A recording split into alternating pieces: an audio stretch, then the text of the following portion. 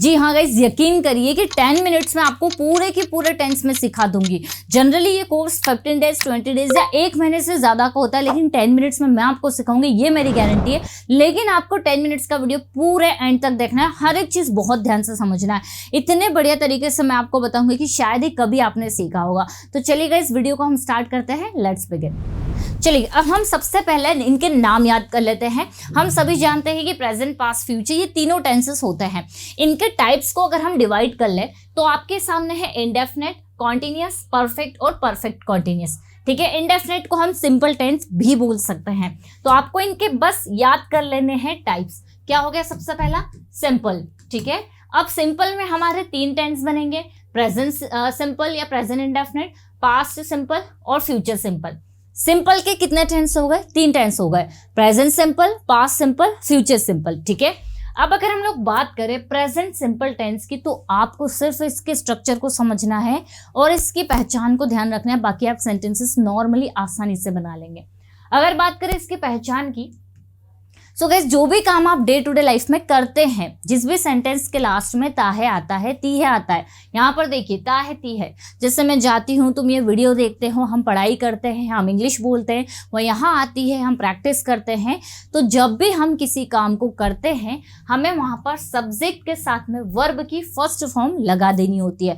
बस आपको इतना सा याद रखना है कि जो भी कोई काम आप करते हैं, सब्जेक्ट लगाइए और वर्ब लगा दीजिए। जैसे मैं जाती हूँ तो आई गो, मैं आती हूँ आई कम, मैं बोलती हूँ आई स्पीक, मैं पढ़ाती हूँ आई टीच, मैं आपको जानती हूँ आई नो यू। हम इंग्लिश सीखते हैं, वी लर्न इंग्लिश। क्लियर? तो आपने क्या देखा कि जो भी काम हम करते हैं, हमें सब्जेक्ट के साथ वर्ब की फर्स्ट फॉर्म लगा देनी है। जैसे अगर बात करें इसके सिंगुलर सब्जेक्ट, जैसे ही, शी, इट और किसी का अगर नाम आ रहा है, तो इसके साथ हम वर्ब में एस या ईएस लगा देते हैं। जैसे अगर आ रहा है मैं जाती हूँ आई गो, लेकिन अगर आ रहा है वह जाती है, तो हम बोलेंगे शी गोज। ठीक है, वैसे ही वह आता है तो हमारा सेंटेंस बन जाएगा ही कम्स। वह पढ़ाती है तो हमारा सेंटेंस हो जाएगा she teaches. Clear? So guys, बहुत सिंपल है, सिंगुलर सब्जेक्ट के साथ वर्ब में एस ईएस लगा दो। अब बात कर लेते हैं इनके नेगेटिव सेंटेंसेस की। जब आप किसी काम को नहीं करते हैं तो आपको डू डज नॉट लगा देना है। जैसे कि आप लोग बोल सकते हैं मैं गाना नहीं गाती हूं, तो आपका सेंटेंस बन जाएगा I do not sing a song. मैं प्रैक्टिस नहीं करती हूं तो आई डू नॉट प्रैक्टिस। मैं यहाँ नहीं आती हूँ, I do not come here. मैं गाना नहीं गाती हूँ, I do not sing a song. इसी में अगर हम लोग बात करें सब्जेक्ट में ही, शी, इट और नेम की, तो आपको इसके साथ में लगा देना है डज नॉट। ठीक है, जब आप सिंगुलर सब्जेक्ट लगाएंगे तो आपको डज नॉट का यूज कर देना है। जैसे कि he does not come here, वह नहीं आता है, शी डजंट गो, वो नहीं जाती है। क्लियर? तो याद रखिए, जब भी आप किसी काम को करते हैं, सब्जेक्ट के साथ वर्ब की फर्स्ट फॉर्म लगा दीजिए। आपने मान लीजिए गाइस, किसी काम को आप पास्ट में करते थे या फिर आपने पास्ट में किया था, आपको वर्ब की सेकंड फॉर्म लगा देनी है। मतलब पूरे टेंस में सिर्फ पास्ट सिंपल टेंस ही ऐसा है जिसमें वर्ब की सेकंड फॉर्म लगती है। ये बताने के लिए आपने किसी काम को किया था, जैसे मैं गई थी, आई वेंट, मैंने पढ़ाया था, आई टॉट, मैं यहाँ आई थी, आई केम हियर, मैंने इंग्लिश बोली थी, आई स्पोक इंग्लिश। जब आप नेगेटिव करते हैं तो डिड नॉट के साथ में वर्ब की फर्स्ट फॉर्म लगा देते हैं।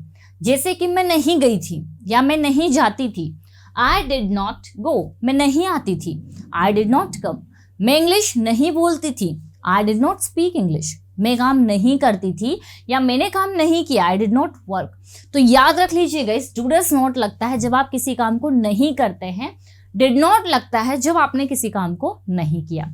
अब बात कर लेगा फ्यूचर सिंपल, तो आप किसी काम को फ्यूचर में करेंगे तो विल, और नहीं करेंगे तो आपको विल नॉट लगा देना है। जैसे कि मान लीजिए मैंने कहा मैं जाऊंगी, आई विल गो, मैं पढ़ाऊंगी, आई विल टीच। देखिए, प्रेजेंट सिंपल आप करते हैं, पास्ट सिंपल आपने किया था, फ्यूचर सिंपल आप फ्यूचर में करेंगे, विल लगा दीजिए और कुछ भी नहीं करना। जो भी काम आप करेंगे विल, वो जाएगी, शी विल गो, मैं आऊंगी, आई विल कम, मैं नहीं आऊंगी तो आई विल नॉट कम, मैं आपकी हेल्प नहीं करूंगी, I will not help you. I hope guys ये तीनों टेंसेस आपको समझ में आए होंगे। कॉन्टिन्यूस की अगर बात करें तो प्रेजेंट कॉन्टिन्यूस, जो कोई काम अभी हो रहा है, जो भी काम हो रहा है आपको इजेमार और आईएनजी यूज कर लेना है, जो भी हो रहा है या चल रहा है, ठीक है, इजेमार के साथ आईएनजी, ये इसकी पहचान है। गाइस याद कर लीजिए कि जो भी काम हो रहा था या चल रहा था आपको वॉज वर्ब के साथ आईएनजी लगा लेना है, याद कर लेना है, आपको अभी के अभी क्लियर हो जाएगा। इजेमार आईएनजी कोई काम हो रहा है, वॉज वर्ब आईएनजी कोई काम हो रहा था, पास्ट में जारी था, चल रहा था, ये देखिए, और विल बी के साथ में आईएनजी मतलब कोई चल रहा होगा काम, जारी रहेगा, फ्यूचर में हो रहा होगा, ठीक है। जैसे मैं लिख रही हूँ आई एम राइटिंग, मैं लिख रही थी आई वॉज राइटिंग, मैं लिख रही होंगी कल इस समय I will be writing tomorrow at this time. Negative, मैं नहीं लिख रही हूँ आई एम नॉट राइटिंग, मैं नहीं लिख रही थी आई वॉज नॉट राइटिंग। और अगर इसका हम फ्यूचर बनाएंगे कि मैं नहीं लिख रही होंगी तो I will not be writing. हमें सिर्फ और सिर्फ हेल्पिंग वर्ब याद कर लेनी है, जैसे कि इजेमार आईएनजी, हमें ध्यान रख लेना है कि आईएनजी लग रहा है इजेमार के साथ में, मतलब ये किसी काम का जारी है, रहना बता रहा है। जैसे वो पढ़ा रही है शी इज टीचिंग, वह पढ़ा रही थी शी वॉज टीचिंग, वह पढ़ा रही होगी फ्यूचर तो शी विल बी टीचिंग। अब गाइस अगर सिर्फ हेल्पिंग वर्ब याद रख लेते हैं तो पूरा टेंस आपको आसानी से समझ में आ जाएगा। ये था हमारा प्रेजेंट कॉन्टिन्यूस, ये था पास्ट कॉन्टिन्यूस और ये है फ्यूचर कॉन्टिन्यूस। गाइस बात कर लेते हैं परफेक्ट टेंस की, जो कि नाम से ही क्लियर है कि कोई काम पूरा हो गया, परफेक्ट हो गया। यहाँ पर आप देखेंगे हैज हैव के साथ जब भी आपको थर्ड फॉर्म दिख रही है मतलब वो टेंस है हमारा प्रेजेंट परफेक्ट। जब आपने किसी काम को कंप्लीट कर लिया है, जो काम पूरा हो गया है, हैज हैव के साथ वर्ब की थर्ड फॉर्म लगा दीजिए। यही काम पास्ट में हो चुका था या पूरा हो गया था तो हैड के साथ वर्ब की थर्ड फॉर्म। अब अगर आपको पास्ट सिंपल या पास्ट परफेक्ट में कोई कंफ्यूजन है कि कब कहाँ यूज करें तो इसका वीडियो मैंने डिटेल में बना हुआ है, आप उसको एक बार देख लेना तो आपका ये दोनों का कंफ्यूजन पूरी तरह से क्लियर हो जाएगा। अब गाइस देखिए फ्यूचर की बात करें, कोई काम हमारा फ्यूचर में कंप्लीट हो गया होगा या हो चुका होगा तो हमें क्या यूज करना है, सभी की हेल्पिंग वर्ब अलग है। यहाँ पर आप विल हैव के साथ में वर्ब की थर्ड फॉर्म लगाएंगे, मतलब परफेक्ट टेंस ऐसा है जिसमें वर्ब की थर्ड फॉर्म आती है। अगर मान लीजिए मैंने कोई काम पूरा कर लिया है, जैसे मैंने कहा मैंने लिख लिया है या मैं लिख चुकी हूँ, तो सेंटेंस होगा I have written, I have written. वह चली गई है या वह जा चुकी है, शी हैज गॉन। यही पास्ट में वह चले गई थी या फिर वह जा चुकी थी तो हमारा सेंटेंस होगा शी हैड गॉन, वह जा चुकी होगी। अब हम फ्यूचर में बता रहे हैं कि कल इस समय ये काम हो चुका होगा तो हम वहां पर विल हैव के साथ वर्ब की थर्ड फॉर्म, वो जा चुकी होगी शी विल हैव गॉन, वह आ चुकी होगी शी विल हैव कम। आपको याद रख लेना है कि टेंस में हैज हैव और थर्ड फॉर्म कब लग रही है, जब हम किसी काम को पूरी तरह से कंप्लीट कर चुके हैं। मैंने खाना खा लिया है, मैं खाना खा चुकी हूँ, आई हैव इटन फूड। मैंने खाना खा लिया था या मैं खाना खा चुकी थी तो आई हैड इटन फूड, और मैंने खाना खा लिया होगा तो I will have eaten food. Clear guys, बहुत ईजी है। अब बात कर लेते हैं हम लोग परफेक्ट कॉन्टिन्यूअस, जिसमें कि परफेक्ट टेंस भी है और कॉन्टिन्यूअस टेंस भी है, दो टेंस इसके अंदर है।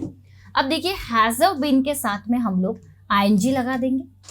ये कब यूज होता है, जब आप काम तो हो रहा है ये बता रहे हो लेकिन वो काम कब से हो रहा है उसका समय बताने के लिए आपको हैज हैव के साथ बीन और आईएनजी यूज करना है।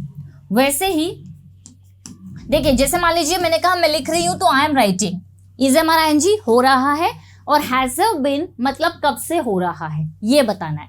अगर मैं ये कहूं, इसमें मैंने कहा मैं लिख रही हूं तो आई एम राइटिंग, इसमें मैं क्या कहूंगी कि मैं सुबह से लिख रही हूं, मतलब परफेक्ट कॉन्टिन्यूस इसका नाम इसलिए है क्योंकि काम हो भी चुका है और कॉन्टिन्यूस मतलब वो भी चल भी रहा है। अगर मैंने ये कहा कि मैं सुबह से लिख रही हूँ मतलब कुछ तो मैंने लिख भी लिया है, दैट इज परफेक्ट, और वो काम अभी भी जारी है, दैट इज कॉन्टिन्यूस, इसलिए इसका नाम है परफेक्ट कॉन्टिन्यूस। तो अगर मैं कहूँ मैं सुबह से लिख रही हूँ तो I have been writing since morning, मैं सुबह से लिख रही थी तो I had been writing since morning. इसमें मैं कहूँगी मैं लिख रही थी, आई वॉज राइटिंग। इसमें आपने क्या कहा, टाइम बता दिया कि आप उस काम को कब से कर रहे थे। मैं सुबह से लिख रही थी, I had been writing since morning. हम किसी काम को कब से कर रहे होंगे ये बताने के लिए विल हैव के साथ बीन और वर्ब में एनजी लगता है। देखिए परफेक्ट टेंस में हैज हैव के साथ V3, लेकिन यहाँ पर हैज हैव के साथ बीन और वर्ब में एनजी। आपको ये हेल्पिंग वर्ब्स बहुत अच्छे से याद कर लेना। अगर आपने ये अच्छे से याद कर ली, टेंस में सेंटेंसेस बनाना बहुत ज़्यादा ईजी है। जैसे मैंने कहा वह 2 घंटे से पढ़ा रही है, तो she has been teaching for 2 hours। वह 2 घंटे से पढ़ा रही थी, she had been teaching for 2 hours, और वह 2 घंटे से पढ़ा रही होगी, तो she will have been teaching for 2 hours। So guys, देखा आपने, बहुत ज़्यादा इजी, आपको याद करने की ज़रूरत है तो अगर वो है सिर्फ हेल्पिंग वर्ब को, ठीक है। हेल्पिंग वर्ब अगर आप हर एक टेंस की समझ लेते तो आप कोई भी टेंस आसानी से इजीली बना सकते, कोई ज़्यादा प्रॉब्लम नहीं होगी। नेगेटिव में हम इनके बाद में नॉट लगा लेते हैं। जब क्या वाले बनाते हैं तो यही हेल्पिंग वर्ब्स आगे आ जाती है। जैसे कि आप लिख चुके हो तो हैव यू रिटन, क्या आप बोल चुके हो तो हैव यू स्पोकन, बहुत ज़्यादा इजी है। तो ये मैंने कुछ हेल्पिंग वर्ब्स क्लियर की ताकि आपको शॉर्ट में टेंस को अच्छे से समझ में आ सके। आप इनकी प्रैक्टिस कर सकते हैं, इस पर मेरा डिटेल वीडियो भी, आप उसको एक बार जरूर देखना। आई होप गाइस आपको ये वीडियो छोटा सा अच्छा लगा होगा, टेंस पर बेस्ट अच्छा लगा है तो एक लाइक जरूर कर दीजिएगा। मिलते हैं हम लोग अपनी नेक्स्ट क्लास में, till then bye bye, take care.